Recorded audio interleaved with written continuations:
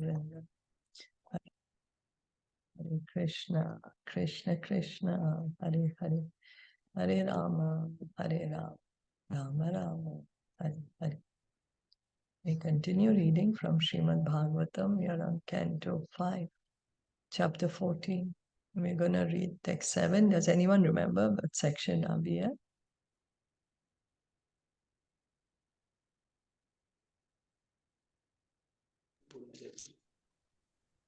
They're instructing. Raghugan is being instructed by Bharat Maharaj that how the things are to be done, and how actually they were explaining majorly about the material world, that how the husband, how the wife is, like how the in the grahastha life, how the things are being done and how you are wasting it, and what it is, that how we are involved more in the karma bandhan, how we are, is it that Yes. Yeah. something? So Jarbharat had explained to Maharaj Raugan, and then Raugan wanted more explanation. Maharaj Parikshit wanted more explanation. So he's asking Sukadev Goswami. So now Sukadev Goswami is explaining it, how the living entity, he is a traveler in this forest of this material world. This material world is compared to a forest, and how there are different creatures in the forest that trouble a person. So similarly, in this material life, there are different living entities who may burden us or trouble us, and how we get entangled in this forest. We know how to get in. By our desires, we have gotten in, but how do we get out of this? It's only when we can get the association of the devotee. Vachikcha shesha dosha nishadanam purisha vishesham tatvarna guna. क्वचिच्च ओपमय्या प्रमदया aroham aropit tatkal rajasa rajibhutam. Sorry, which one am I reading? 14.7. 5. Yeah. Okay, sorry. क्वचिच्च अशेष दोष निषेधनम पुरीश विशेषम तत्वर्ण गुण निर्मितमति. Nirmitmati suvarnam upadhisati agni kama katara evol mukta pishacham.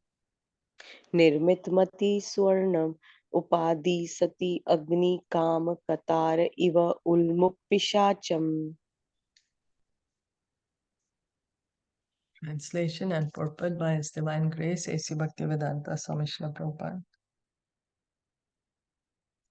Sometimes a living entity is interested in the yellow stool known as gold and runs after it. That gold is the source of material opulence and envy, and it can enable one to afford illicit sex, gambling, meat eating, and intoxication.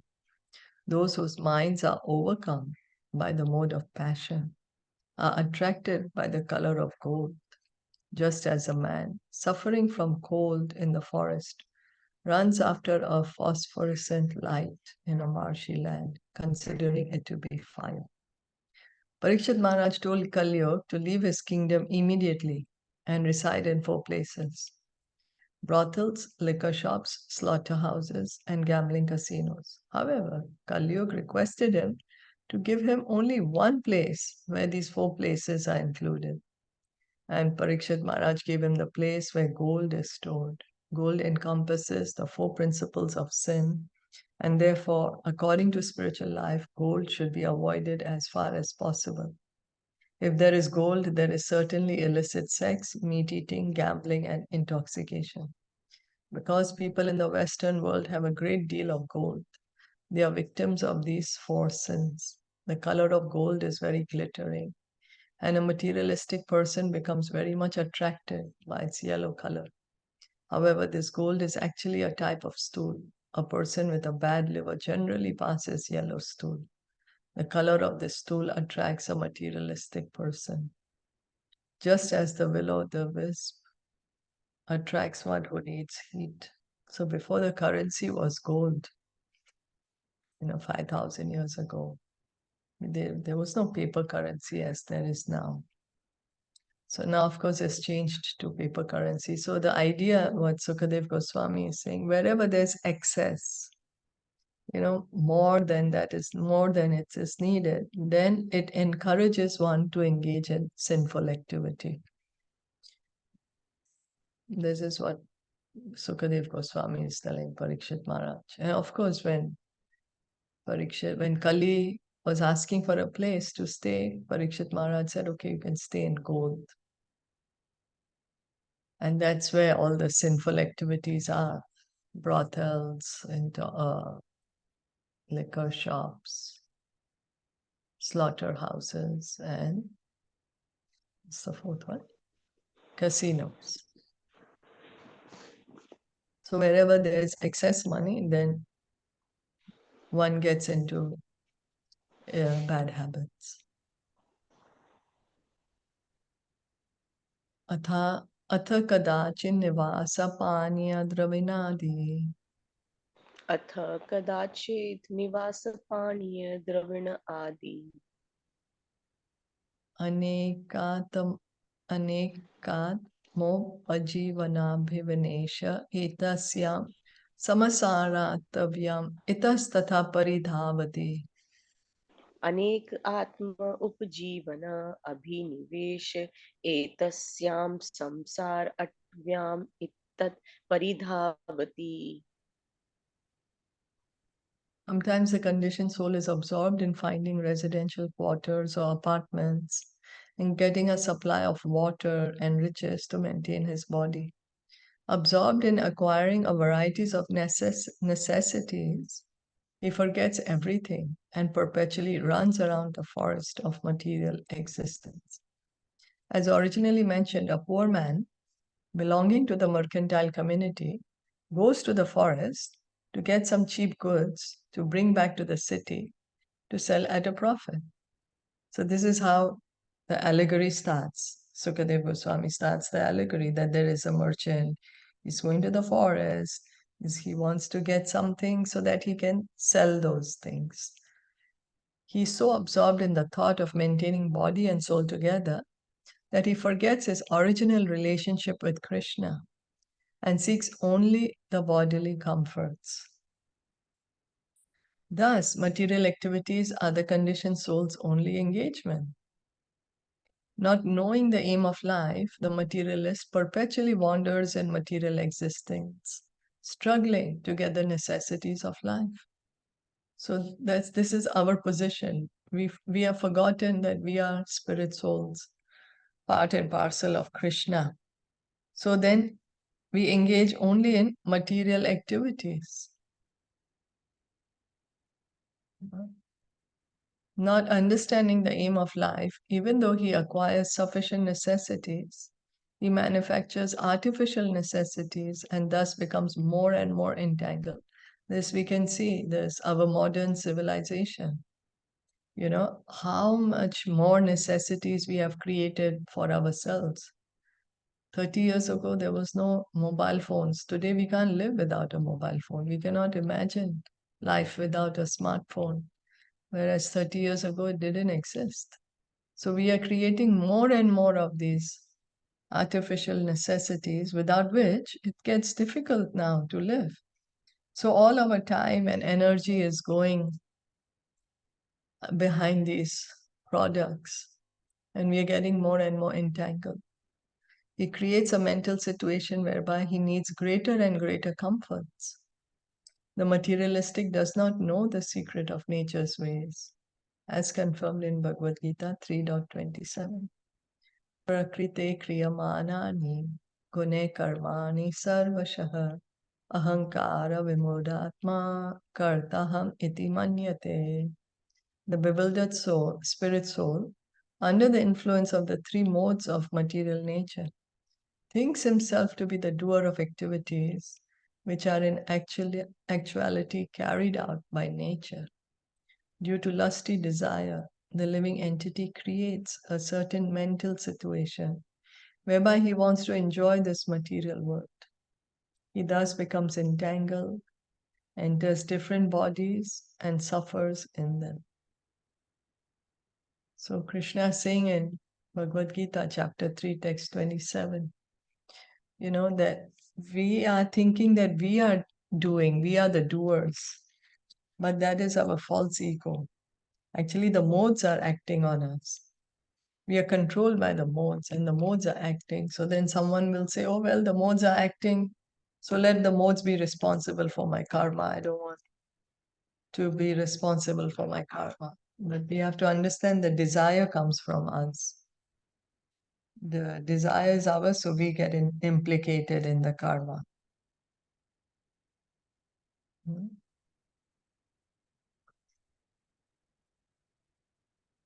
So this is our position. We are creating more and more necessities for ourselves in this life. Kwachicha vatyopam yaya pramadyaroham aropitastatkala. क्वचित् च वात्या ओप्यम्यया प्रमदया अरोहमरूपीत तत्काल Rajasa rajani bhuta ivasadu maryado.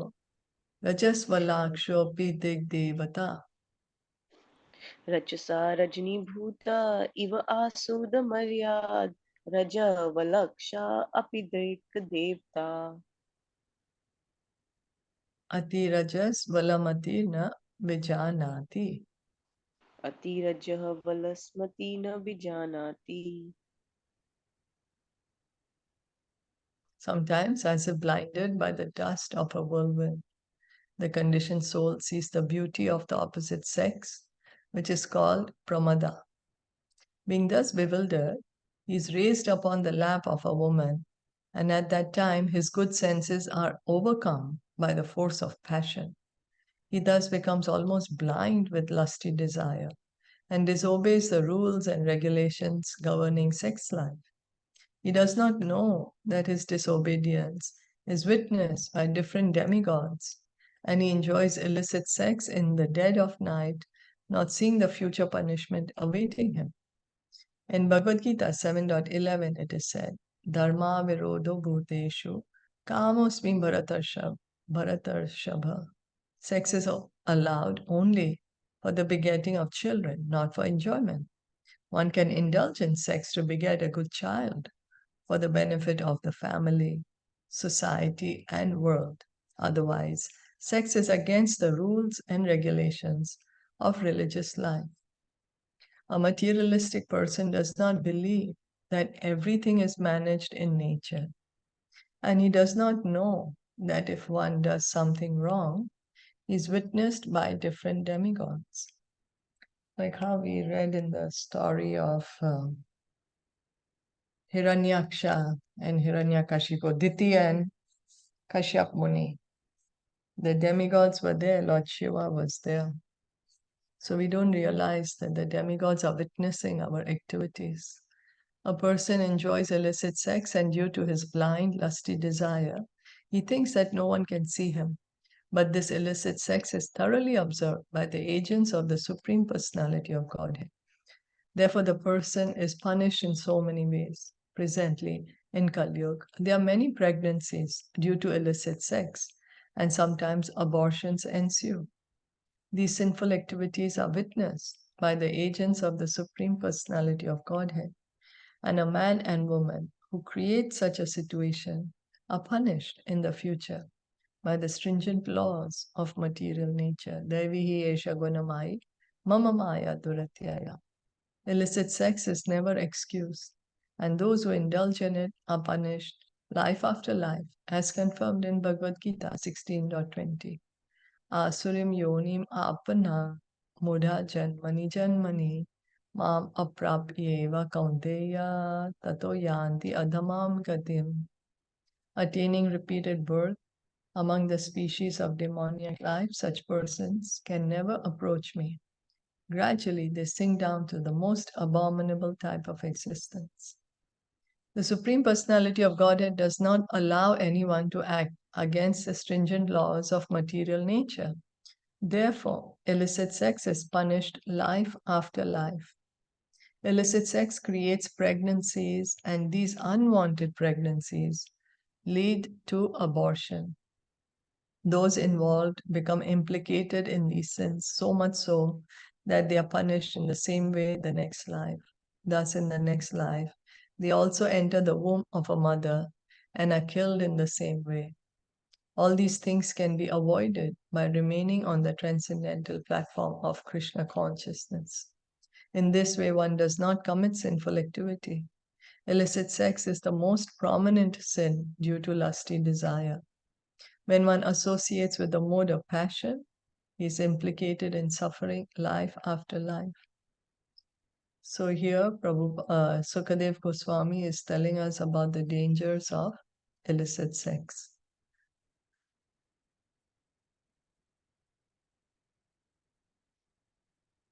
Vachit sakrit avagata vishaya vaithatyaha swayam para vidyanena.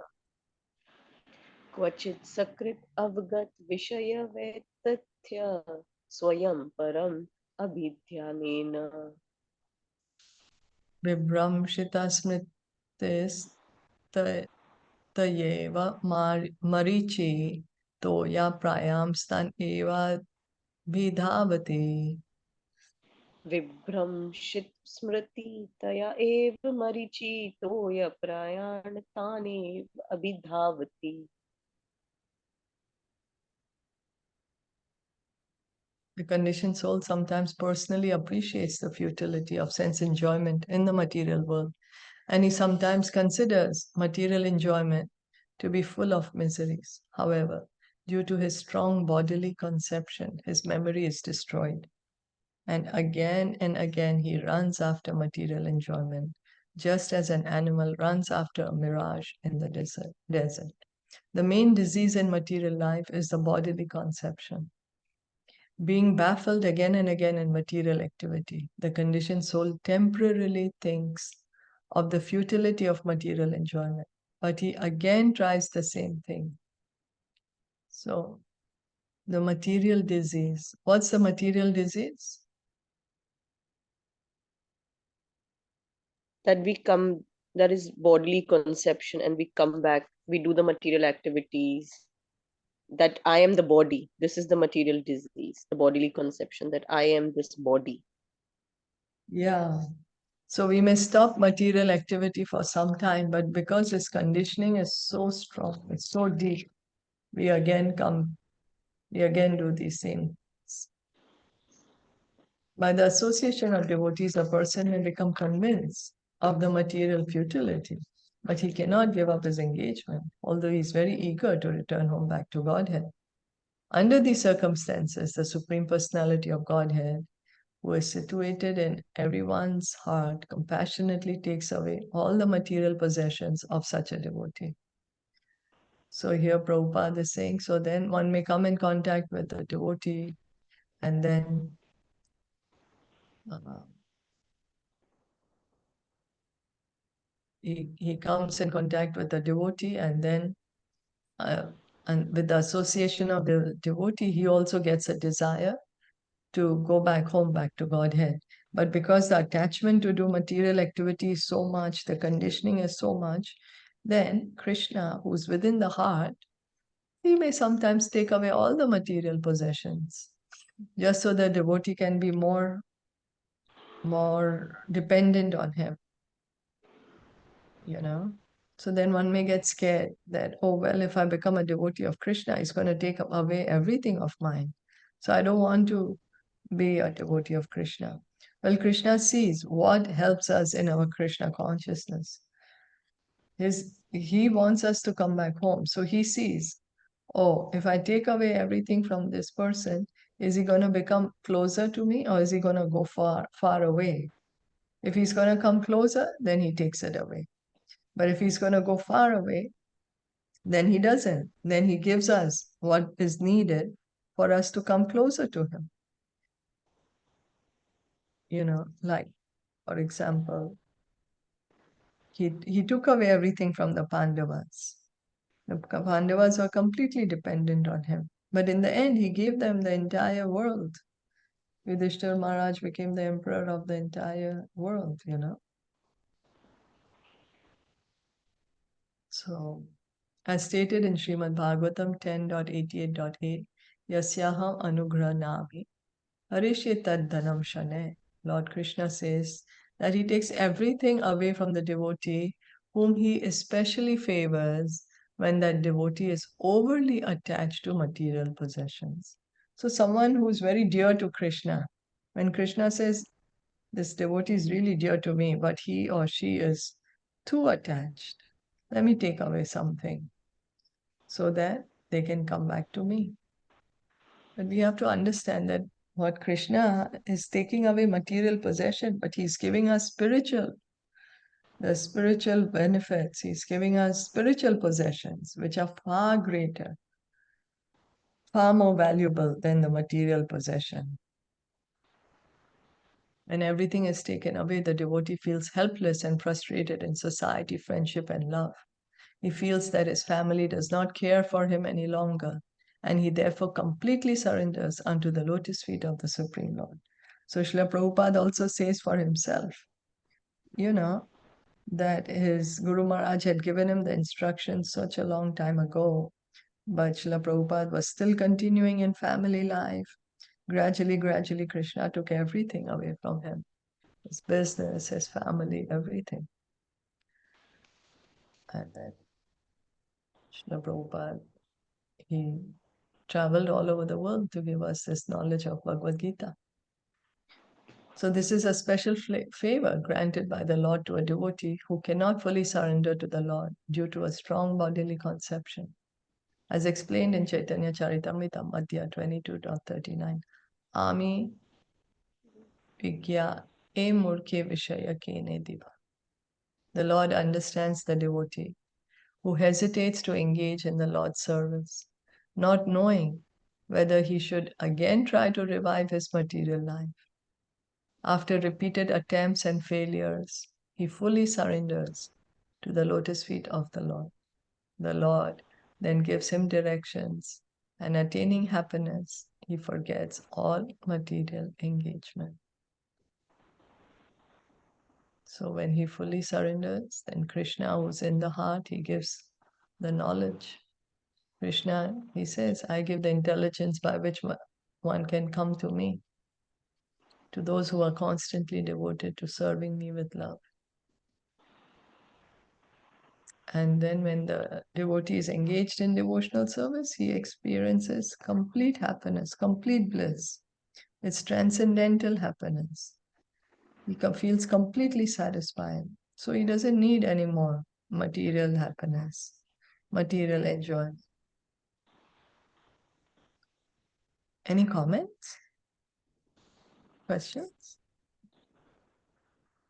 Yeah, this is like my own self, that how we are connected to the body, like how he's mentioning that how we are, no matter how much we read, but then there is point in a whole day when we are, we forget. Like, I'll just give you an example that I was watching a match with my kids, and then you remember, oh, I'm Indian, so how you're supporting India. So I'm just giving an example that we know, we have been studying that I am this soul, I'm not the body. But still, like how it is mentioned here, that no matter what, Yeah. in the material world, no matter how much we remember or how much, but we still come back to this material um, identity of ours, and we don't forget that identity, that I am the body. It again comes. So yes, it is very, very difficult, but not impossible. It is difficult, yes, but not impossible. So we just have to associate, the power of association. Yes, that If we associate, then yes. Because our antakaran is definitely impacted by so many lives. It's not, the subtle body has coverings of so many lives, so it's not that easy. Sometimes, like, like as we say that people get disappointed, but they shouldn't, because they should understand that it is not only this. The covering is from so many lives, so many. We can't even imagine how many lives and what not Yeah, we have done. So it's okay, even if we fall, even if for a moment we appreciate India, it's okay. We can just again, oh Krishna, this is yours. So like we have to find a way to connect everything to him. I think that's the most important thing. Is it? yeah, yes, yes. Thank you for that. It's true, our conditioning is very deep. So it will take time, gradual, gradual. At least we are, on the path. So we should feel happy about that. Just stay on the path somehow or the other. Somehow or the other, be Krishna conscious. Yes, thank you. Yeah, it's not easy to come to the transcendental platform. It's not easy.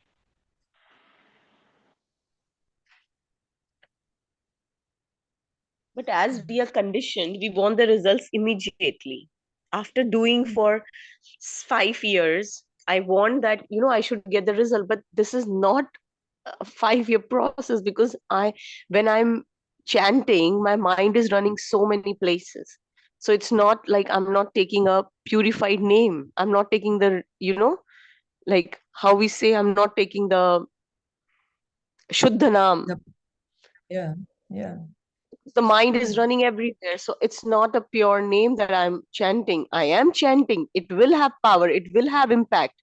That's why I'm getting this Sukriti to come and sit every day. That is the power. But a total purification, if I expect, it's very difficult. But as a human, I have that tendency that I want the results, because I'm being in this material world. I'm like that only, that if I give this, I get the result. So this is a, I am getting the result, but the complete result, it will take some time. So I should just. Yeah, thank you. Thank you so much. Thank you. Pachit uloka jali swanat ati purusha rabha Kvachit sat rabha satopam pratyaksham. क्वचित् अलूका झिलिस्वन्वत अतिपुरुषरभया अटोपम प्रत्यक्षम परोक्षं वा. Paroksham paroksham va ripurajakula nirbharit nirbhartish nirbhar से तेनाति व्यथिता कर्णमुला हृदय. परोक्षं वा रिपुराजकुल निर्भत्सितेन अतिव्यथित कर्णमूलहृदय.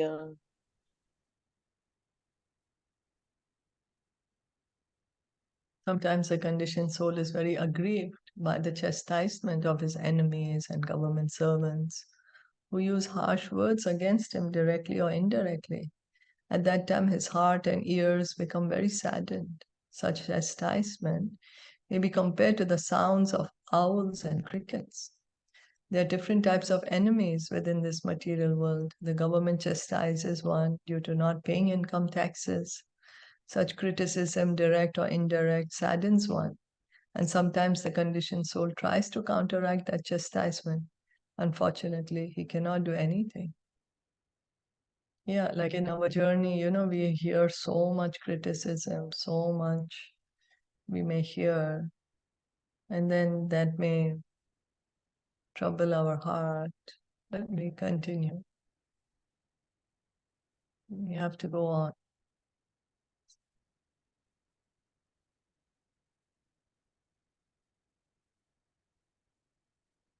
स यदा दुग्धपूर्वा सुकृतस् tadakaraksharak kakatuna kakatun dadi.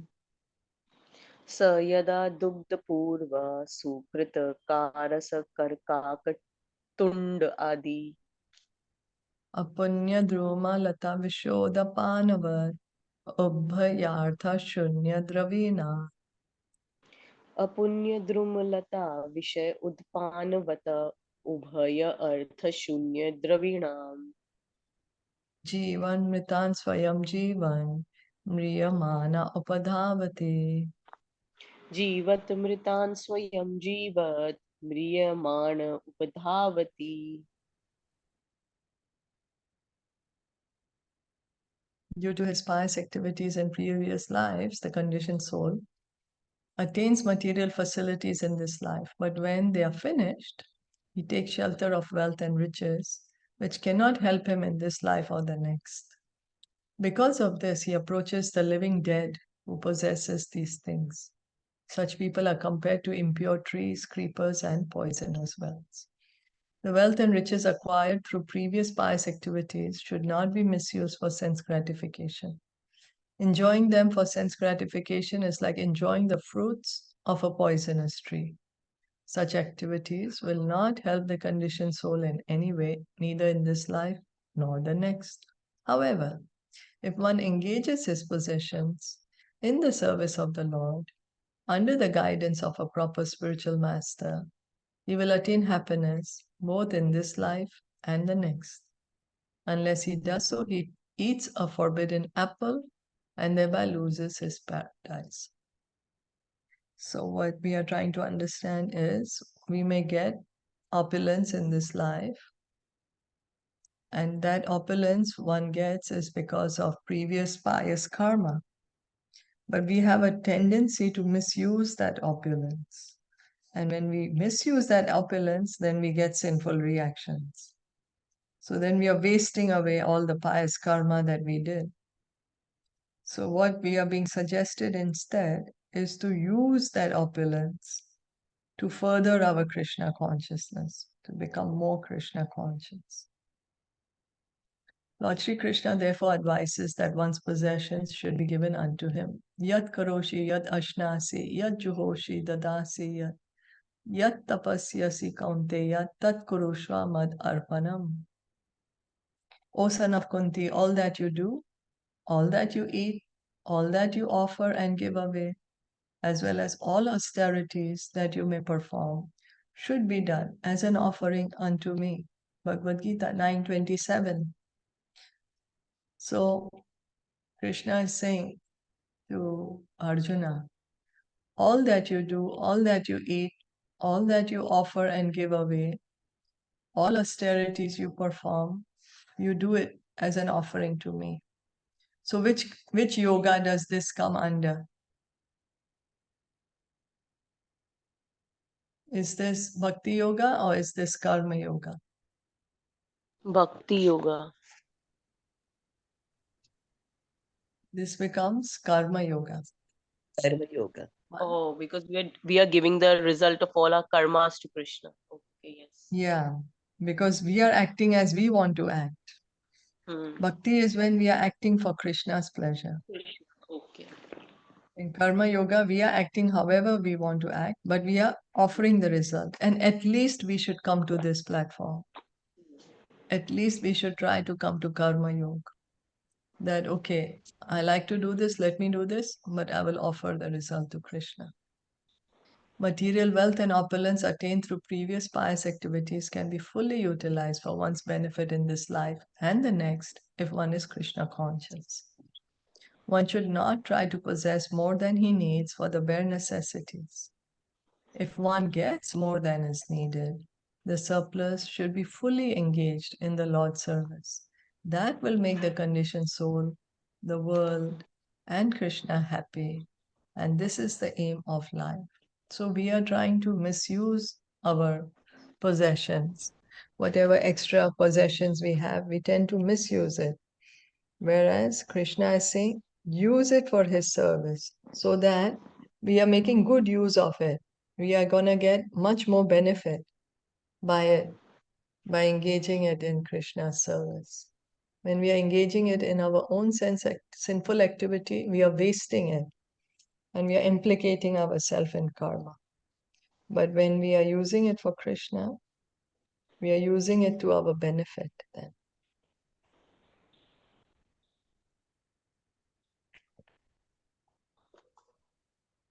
Ekada sat prasangan nikritamatir vyodaka shrota sakanalavad.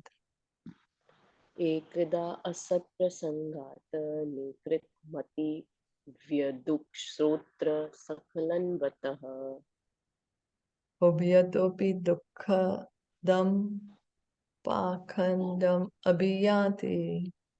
उभयतः अपि दुःखदं पाखण्डम् अभियाति. Sometimes to mitigate distresses in this forest of the material world, the conditioned soul receives cheap blessings from atheists. He then loses all intelligence in association. This is exactly like jumping in a shallow river. As a result, one simply breaks his head. He's not able to mitigate his sufferings from the heat, and both ways he suffers. The misguided conditioned soul also approaches so-called sadhus and swamis who preach against the principles of the Vedas. He does not receive benefit from them, either in the present or in the future. Cheaters are always there to manufacture their own way of spiritual realization. To get some material benefit, the conditioned soul approaches these pseudo sannyasis and yogis for cheap blessings. But he does not receive any benefit from them, either spiritual or material. In this age, there are many cheaters who show some jugglery and magic. They even create gold to amaze their followers, and their followers accept them as God. This type of cheating is very prominent in Kali Yuga. Vishwanath Chakravarti Thakur describes the real Guru in this way. Samsara dava nalalita loka tranaya karunya ghana ghanatvam praptasya kalyana guranana vasya vande guru shri charana aravindam. One should approach a guru who can extinguish the blazing fire of this material world, the struggle for existence. So, who is a guru? One who can bring us out of this material world. This material world is compared to a big forest fire, and we are burning here in this forest fire, struggling for existence. So, the bona fide guru, he can help us extinguish this forest fire, can help us to bring us out of this material world. People want to be cheated, and therefore they go to yogis and swamis who play tricks, but tricks do not mitigate the miseries of material life. If being able to manufacture gold is a criterion for becoming God, then why not accept Krishna, the proprietor of the entire universe, wherein there are countless tons of gold? So Prabhupada is saying if someone can manufacture gold and we say that this such a person is God, then we should accept Krishna as God because Krishna is the owner of all the gold. He can make as much gold as is needed. As mentioned before, the color of gold is compared to the will o' the wisp or yellow stool. Therefore, one should not be allured by gold manufacturing gurus, but should sincerely approach a devotee like Jar Bharat. Jar Bharat instructed Rahogana Maharaj so well that the king was relieved from the bodily conception. So this is the test of the guru, that he is able to cut out our misconception, our illusion that we are the body, is able to bring us again to the liberated platform, give us self-realization who we truly are.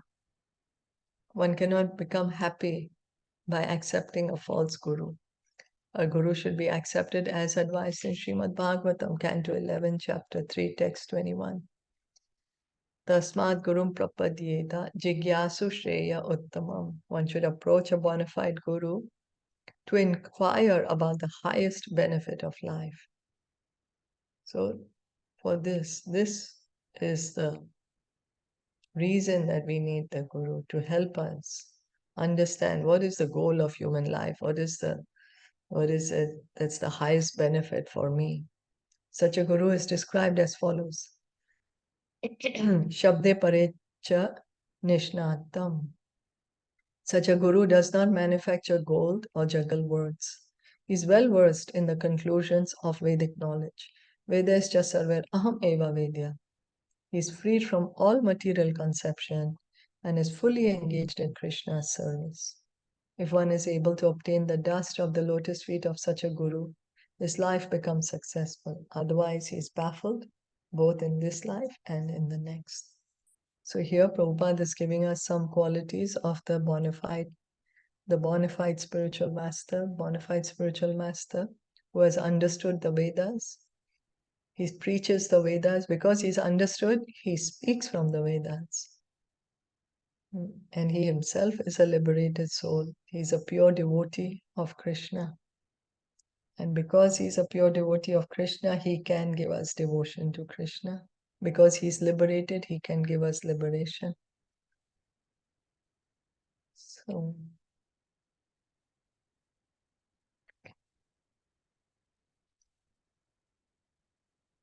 yada tu parabhadya bhadayanda atmane nopanamati tadahi pitriputra.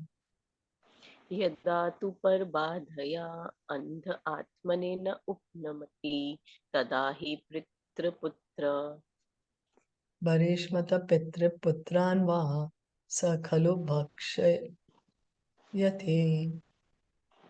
बर्हिषमतः पितृपुत्रान् वासः खलु भक्ष्यति. In this material world, when the conditioned soul cannot arrange for his own maintenance, despite exploiting others, he tries to exploit his own father or son, taking away that relative's possessions, although they may be very insignificant. If he cannot acquire things from his father, son, or other relatives, he is prepared to give them all kinds of trouble. Once we actually saw a distressed man steal ornaments from his daughter just to maintain himself. As the English proverb goes, necessity knows no law. When a conditioned soul needs something, he forgets his relationship with his relatives and exploits his own father or son. We also receive information from Srimad Bhagavatam that in this age of Kali, the time is quickly approaching when a relative will kill another relative for a small farthing. Without Krishna consciousness, people will deteriorate further and further into a hellish condition wherein they will perform abominable acts. We are seeing this happening. We are seeing where people forget the relationships and then there is so much quarrel, you know. So, Kvachit asadya graham da bhavat priyartha viduram asukodaram.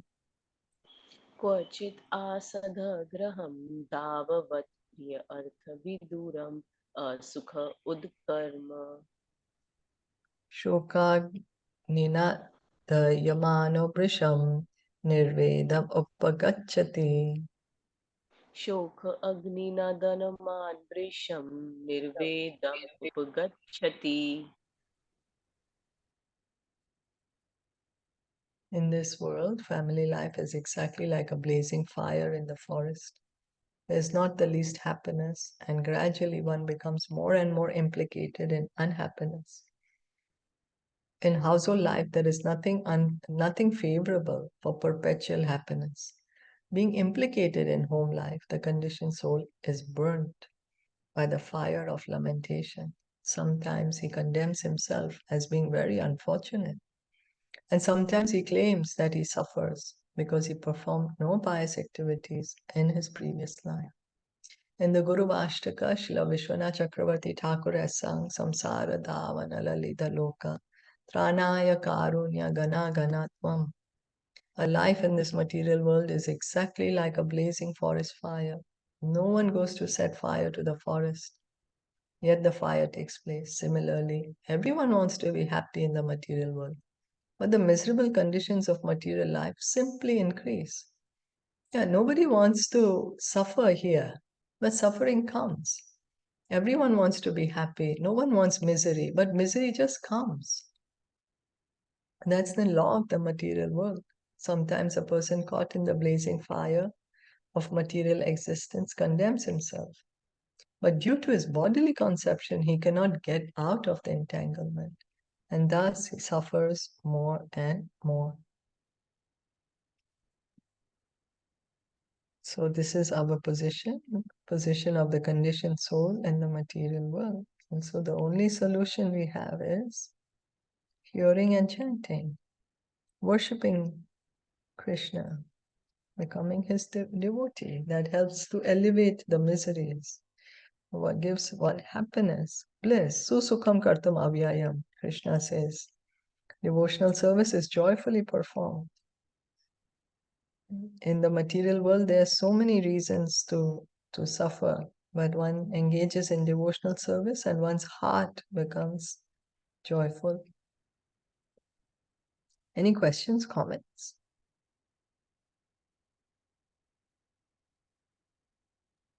No. Already so much to think. I know, right? Yeah, already The so much to traveler in think. the forest. Yes. And like as you mentioned, that we don't endeavor to be unhappy, like the sadness that comes by itself. So does the happiness. Yeah, it's true. Sometimes it just come and we don't even know that moment. So true. Yeah. That's why in the That's Bhagavad what Gita they always say, say. no, that we should tolerate both, and we should be just in the happy moments. We should be Yeah, happy that's what, and yeah, it's true. Like Prabhupada keeps repeating that, just as sadness comes, nobody wants it. Happiness also comes. So yeah. don't endeavor too much for happiness or sadness. Endeavor for Krishna consciousness. But we are not able to understand that, we're not able to follow, at least some of us. But he keeps saying that just as sadness will come, happiness is also coming. So focus your energy on becoming Krishna conscious.